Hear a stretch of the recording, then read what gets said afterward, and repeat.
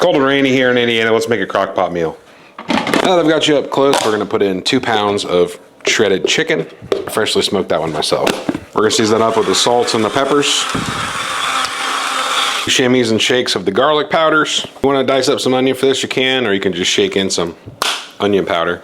Going with the medium B-dub sauce. Take the safety off of it and just dump in about, I don't know, about a half cup to a cup, depending on your liking. I want to have this stuff hanging out in my fridge for another 2 or 3 years.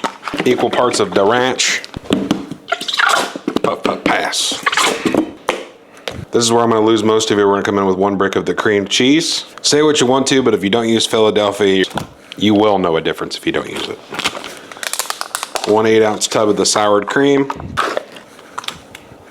You know it's ripe when it comes out just like the jar. There's a lot of debate on the cheeses, but I prefer 8 ounces of the Mott's and 8 ounces of the Gouda. This is a busy people recipe, so you could shred it up if you want to and waste all that time, but honestly, I'm just gonna block it up because it's all gonna melt in there anyway. It's not like breaking a phone book. You gotta have a little bit of finesse up in there with the twist move.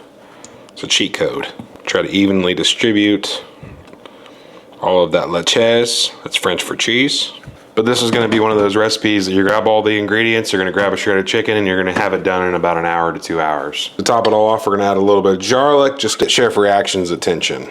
I'll go with about a tablespoon to 2 tablespoons, depending on how frisky you're feeling that day. I already added some garlic powder, so we're going with 2 tablespoons.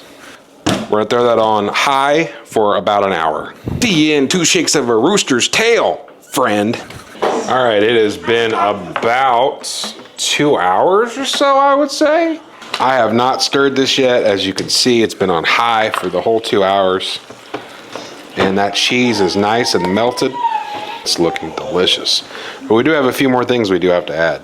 I've already started a pot of boiling water over on the stove. We're gonna get our noodles going. Miking, we're gonna add a little bit of our ranch powder just because I like the flavor. About 6 ounces of Parmesan. You can use fresh shredded if you want to. I just use the pre-shredded stuff. Good mix to let that cheese melt while we're waiting on our pasta to finish cooking. At this point, this is technically buffalo chicken dip, so if you want to sneak you a chip as a snack, you're more than welcome. Me personally, I'm an island boy, and I really like these New King's Hawaiian pretzel bites.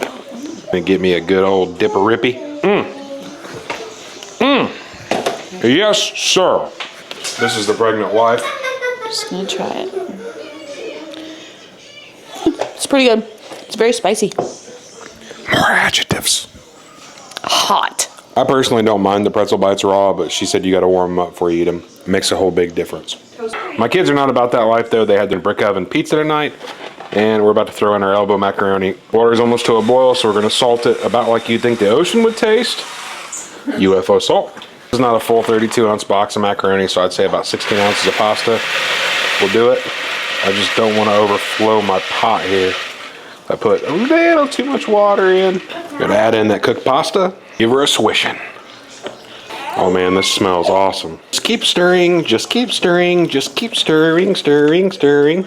And now that we've mixed in and added our macaroni noodles, I know that looks awesome to most of you, but some of you are like, man, it's all the same color. Don't worry, we can hit it with a little bit of green onion to garnish. Boom!